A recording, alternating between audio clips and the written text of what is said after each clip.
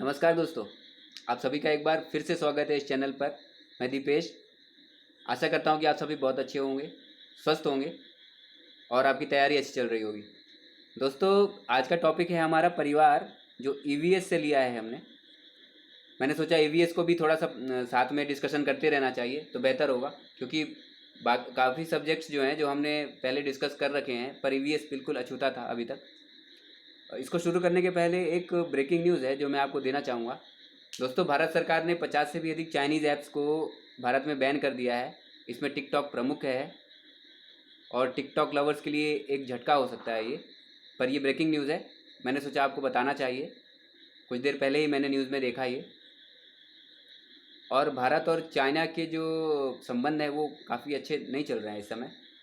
आपको पता ही होगा, सीमा विवाद काफ़ी बढ़ गया है लद्दाख एरिया में। उसी से प्रभावित होकर ये सब डिसीजन जो हैं वो लिए जा रहे हैं भारत सरकार के द्वारा। तो ये थी आज की ब्रेकिंग न्यूज़। अब शुरू करते हैं परिवार। जैसा कि आपको पता ही होगा दोस्तों, परिवार एक ऐसी संस्था है जिसमें माता पिता और उनके बच्चे निवास करते हैं। एक ग्रुप में रहते हैं, एक समूह में रहते हैं, एक घर में रहते हैं और एक दूसरे की आवश्यकताओं का ध्यान में रखते हुए जीवन यापन करते हैं और अपना लाइफ में आगे बढ़ते हैं, अग्रसर होते हैं विकास की तरफ। दोस्तों, परिवार को हम दो वर्गों में बांट सकते हैं। दो तरह के परिवार होते हैं भारत में। एक होता है एकल परिवार।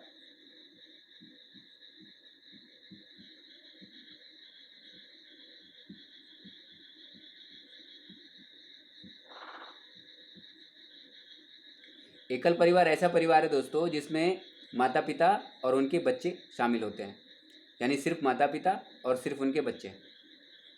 और उनमें से कोई भी, जैसे दादा दादी हैं या और सब सगे संबंधी हैं, वो शामिल नहीं होते हैं।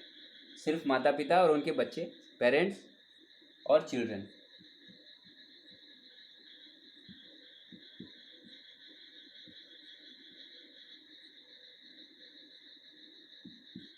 ये दोनों मिलकर एकल परिवार बनाते हैं। अब आप समझ गए होंगे, एकल परिवार एक संयुक्त परिवार की एक इकाई समझ लीजिए आप। ये है एकल परिवार।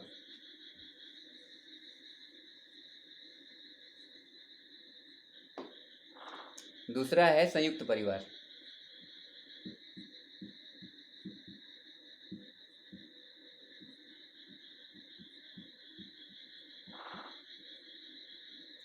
संयुक्त परिवार ऐसा परिवार है दोस्तों जिसमें सदस्यों की संख्या एकल परिवार की अपेक्षा काफ़ी अधिक होती है, क्योंकि इसमें माता पिता के अतिरिक्त बच्चे, दादा दादी, चाचा चाची और भी बहुत सारे सदस्य हो सकते हैं। तो ऐसे परिवार को, जहाँ पे कई सारे परिवार संयुक्त रूप से रहते हैं, मिलजुल के रहते हैं और सदस्यों की संख्या अधिक होती है, उसको हम संयुक्त परिवार कह देते हैं। ये तो परिवार का वर्गीकरण हो गया दोस्तों। अब ये समझते हैं कि इसकी क्या भूमिका है एक बालक के जीवन में, क्योंकि जो भी डिस्कशन होगा हमारा एक बालक पर बेस्ड होगा, क्योंकि जो भी टीचिंग एग्ज़ाम्स आगे होने वाले हैं वो बालक को केंद्र में रख के होने वाले हैं। बालक के लिए क्यों ये ज़रूरी है, कितना महत्वपूर्ण है, उसी को लेकर एक डिस्कशन हम आगे लेके जाएंगे। देखिए, एक परिवार का होना क्यों ज़रूरी है, क्या क्या मिलता है एक बच्चे को परिवार से। देखिए, सबसे पहले तो समाजीकरण होता है बच्चे का।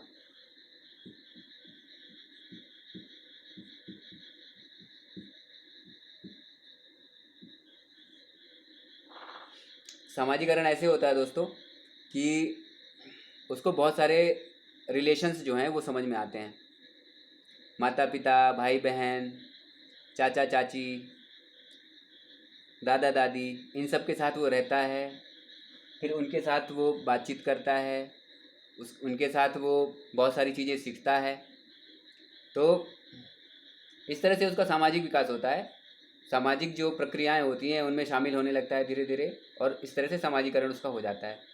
बातचीत करना कैसे किया जाता है, कैसे उसको उठना बैठना है, बहुत सारी चीज़ें समाजीकरण के द्वारा परिवार से उसको समझ में आ जाती हैं।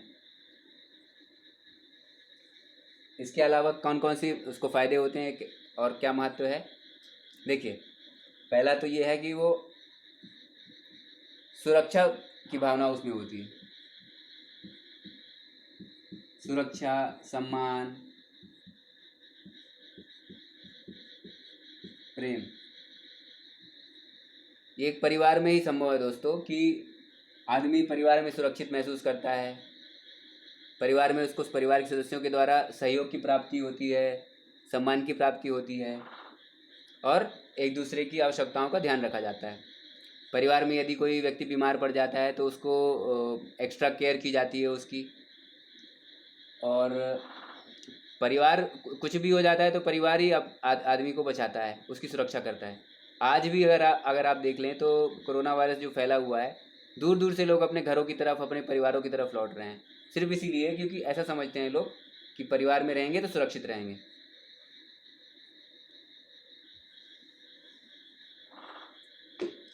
तीसरा और जो बहुत ज़्यादा महत्वपूर्ण पॉइंट है वो है शिक्षा।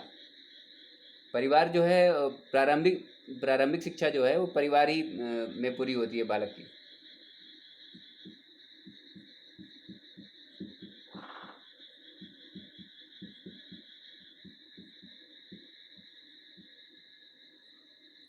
आप सभी को पता है कि बच्चे की जो प्रथम गुरु होती है वो उसकी माँ होती है। ऐसा इसलिए कहा गया है क्योंकि माँ से बहुत सारी चीज़ें सीखता है बच्चा। स्कूल जाने के पहले जो उसकी प्री स्कूलिंग होती है वो सब घर में ही हो जाती है। बहुत सारी चीज़ें, बातचीत करना, और उसका भाषा विकास काफ़ी अच्छा हो जाता है परिवार में रहते रहते, और खेलने लगता है बच्चा, दौड़ने लगता है, तो शारीरिक विकास भी साथ साथ होता रहता है। और जो चीज़ें हैं जो स्कूल जाने के पहले महत्वपूर्ण होती हैं, आना चाहिए बच्चों को, जैसे कि घर में ही बच्चों को ABCD का ज्ञान दे दिया जाता है, वर्णमाला वगैरह सिखा दी जाती है, काउंटिंग वगैरह सिखा दी जाती है, गिनती जिसको कहते हैं। तो ये सब प्री स्कूलिंग घर में ही हो जाती है बच्चे की। इसलिए प्रारंभिक शिक्षा का जो एक माध्यम है परिवार को माना गया है, और बच्चे के सर्वांगीण विकास के लिए बहुत ही ज़्यादा उपयोगी है परिवार। इसके अतिरिक्त दोस्तों, परिवार में जब हम एक संयुक्त रूप में रहते हैं तो एक दूसरे की आवश्यकताओं का ध्यान रखते हैं, एक दूसरे का सम्मान करते हैं, एक दूसरे के साथ प्रेम की भावना होती है, और कोई बीमार पड़ जाता है तो उसकी देखभाल अच्छे तरीके से कर सकते हैं एक परिवार में।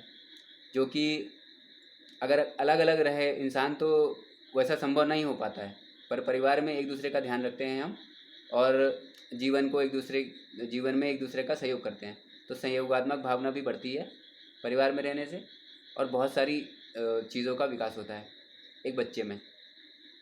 तो ये था परिवार और बच्चे का जो महत्व है परिवार में बच्चे के लिए, उसके बारे में ये डिस्कशन था आज का। अगर आपको आज का वीडियो पसंद आया हो तो लाइक, शेयर, सब्सक्राइब करना ना भूलें।